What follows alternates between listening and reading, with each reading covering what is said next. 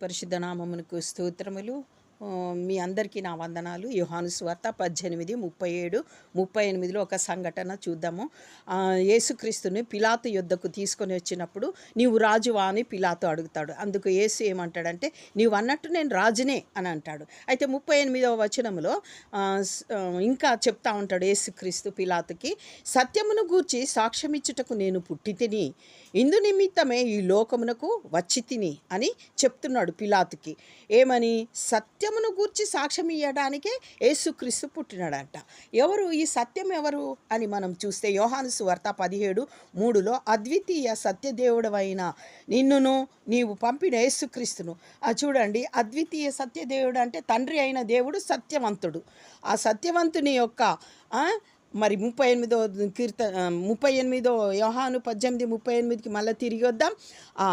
ఆయన ఈ సత్యవంతుణ్ణి చెప్పటానికి అంటే సాక్ష్యం ఇవ్వటానికి ఆయన పుట్టి ఉన్నాడు. ఇంకా అంతేకాదు, అందుకు పిలాతు సత్యమనగా ఏమిటి అంటున్నాడు. యేసుక్రీస్తు అంటాడు, సత్య సంబంధి అయిన ప్రతివాడును నా మాట వింటాడు అని అన్నాడు. అంటే పిలాతు అన్నాడు సత్యమనగా ఏమిటి అని అంటున్నాడు. అయితే చూడండి, యోహాను సువార్త 7:28 చివరి లైన్లో నన్ను పంపినవాడు సత్యవంతుడు, ఆయన మీరు ఎరుగరు అంటున్నాడు. అంటే యేసుక్రీస్తు వారు చెప్తున్నారు అన్నట్టు, నన్ను పంపినవాడు సత్యవంతుడు అంటే తండ్రి అయిన దేవుడు సత్యవంతుడు.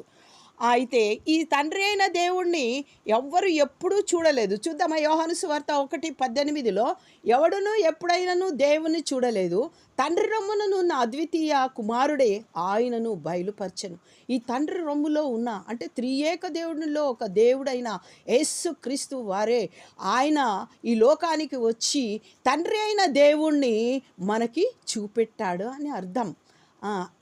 అంతేకాదు, కొలస్సి 1:15లో ఆయన అదృశ్య దేవుని స్వరూపి అయి, ఎవరు ఆయన? యేసుక్రీస్తు వారు మనకు కనబడినటువంటి దేవుని యొక్క స్వరూపి అయి మరి సర్వ సృష్టికి ఆది సంభూతుడై ఉన్నాడు. ప్రతిదీ ఆయన వలననే కలిగింది, యేసుక్రీస్తు వలననే కలిగింది. ఈయన త్రియేక దేవుడు, తండ్రి, కుమార, పరిశుద్ధ ఆత్మదేవుడు. ఆయన అవసరానికి ముగ్గురుగా విడిపోతారు, ఒక్కరిగా అవుతారు. అది ఆయన సత్యము. ఈ సత్యమును మనము ఏదైతే పరలోక రాజ్యము చేరాలి అని చూస్తున్నామో ఆ మార్గము, ఆ సత్యమైన మార్గమును ఏర్పరచటానికి చెప్తున్నాడు. అందుకనే యేసుక్రీస్తు వారు అన్నాడు కదా, నేనే మార్గము, సత్యము, జీవము. మరి యేసుక్రీస్తు వారిని సత్యమైన దేవుణ్ణి నీవు వెరిగితే ఈ మార్గము ఏర్పరిచినటువంటి ఈ దేవుని